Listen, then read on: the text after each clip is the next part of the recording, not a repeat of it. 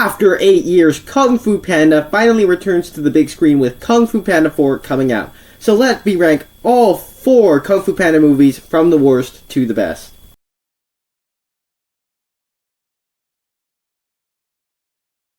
Hi, my name is Nathan, and I talk about a bunch of movies on this channel. If you're new here, down below in the comment section, share your ranking of all 4 Kung Fu Panda movies.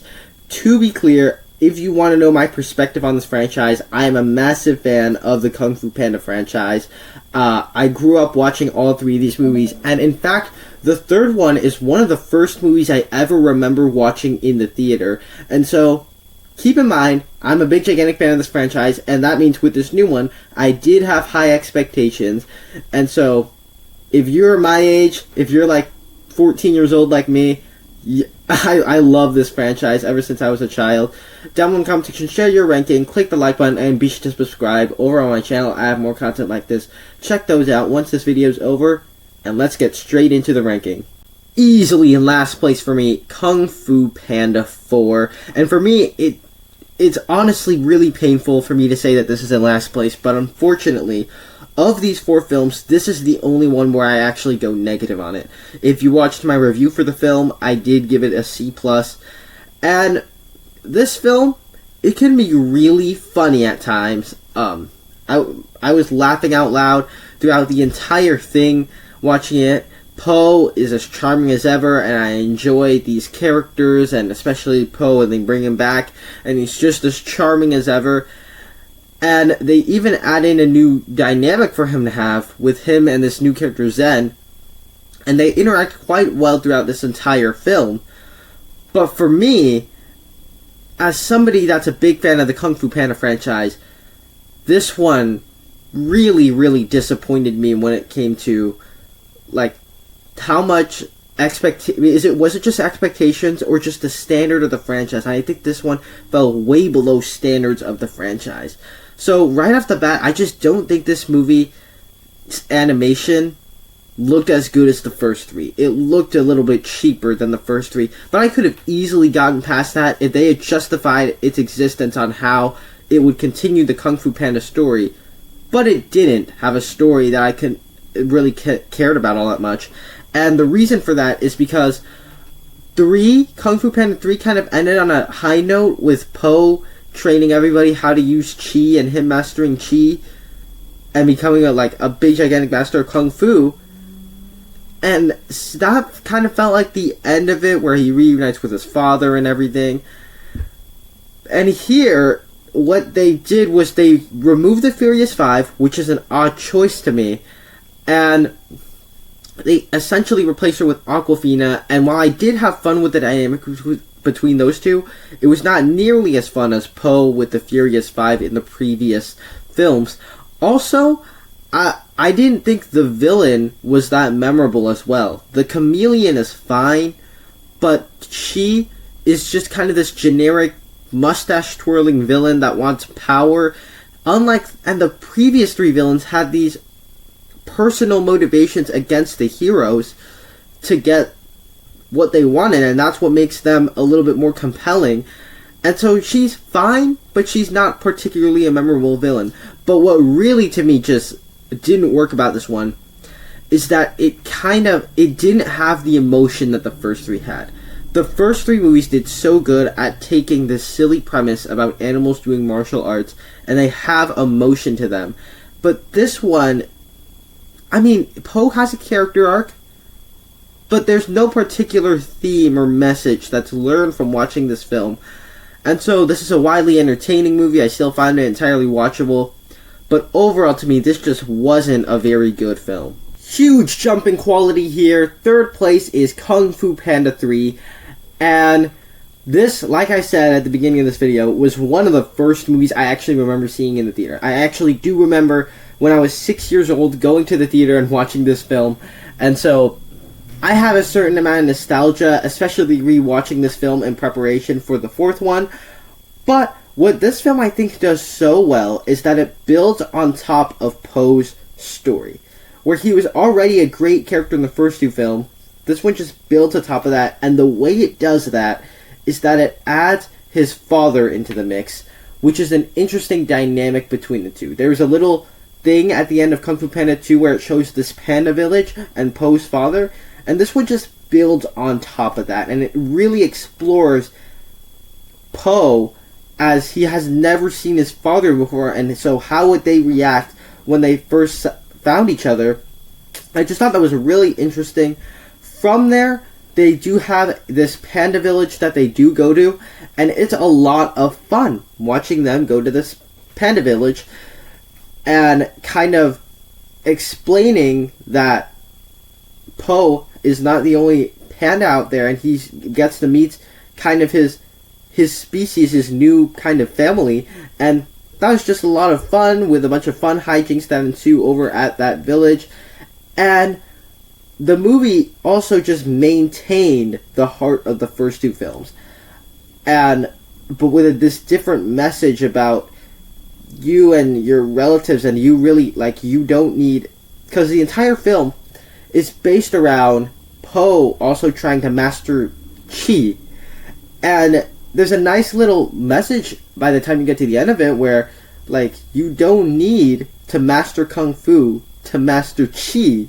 You just need to be yourself. And that's a nice little message that this one has. And so I thought it maintained the heart that the first two films had.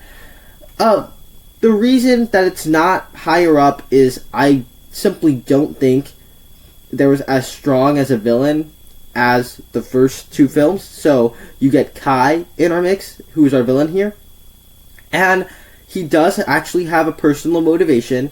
He's not just this mustache-twirling villain like the Chameleon is, but I also didn't find him to be as good as Lord Shen and Tai Lung.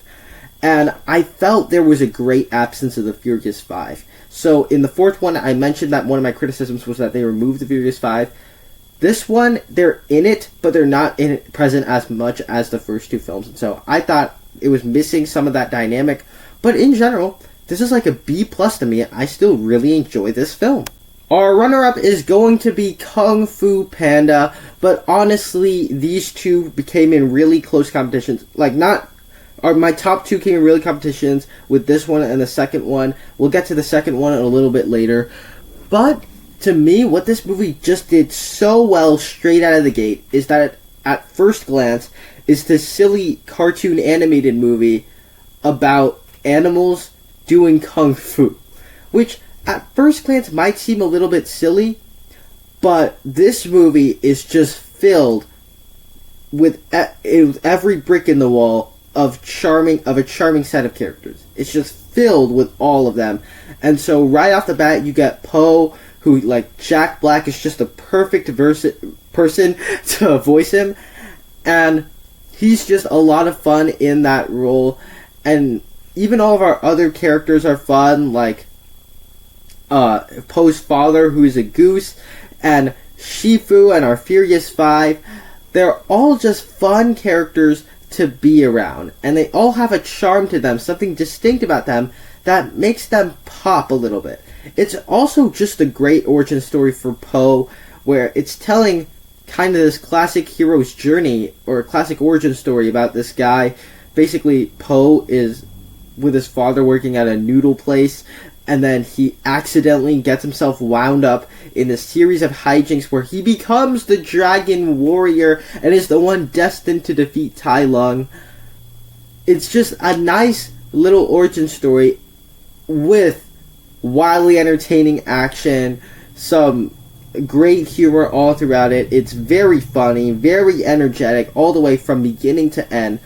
But what just elevates this movie and this franchise has always been that these movies usually have an emotional core to them, and a movie about animals doing kung fu is pretty silly at first glance, like I said, but they have an actual emotional core. And so even our villain, like Tai Lung, he has this personal motivation against Shifu, where he thought he was destined to become the Dragon Warrior. He thought that was what he would become, and when he's rejected that offer, it leads to him turning to evil, and that's just a personal motivation. There's also just a great message. It has emotion, and so a movie that at first value may seem silly, but actually has a lot of heart. But of course, coming in first place is Kung Fu Panda 2. But like I said with Kung Fu Panda 1, these two came really close to each other. But if I were to reflect on all of these films, I think 2 is the one that I've always enjoyed more. And it's the one that, to Kung Fu Panda fans, seems to be the best of the bunch. Because it just does everything that the first film did so well, and it expands upon that. It does it just a little bit better. And so how does it do that?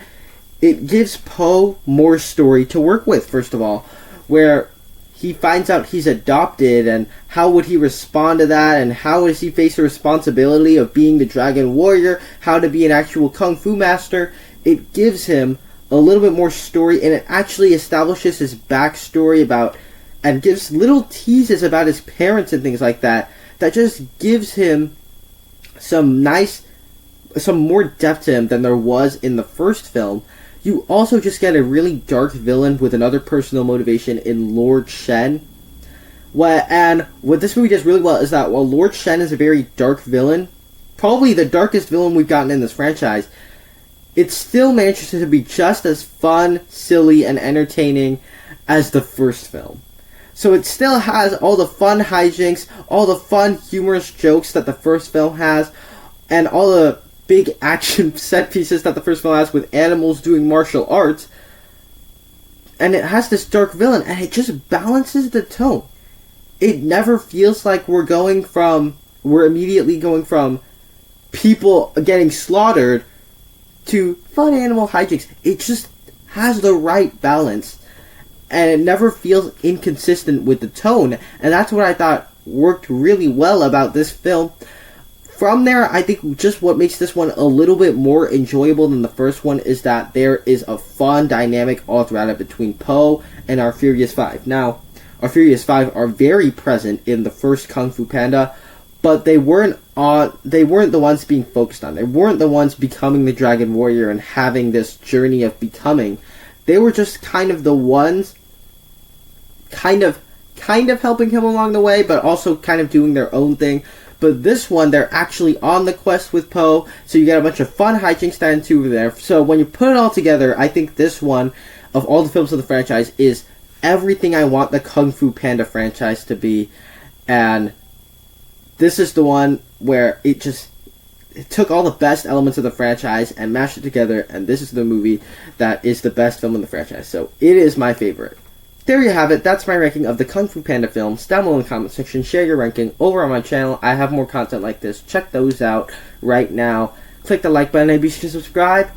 Thank you guys so much for sticking around to the end, and I will see you in the next one.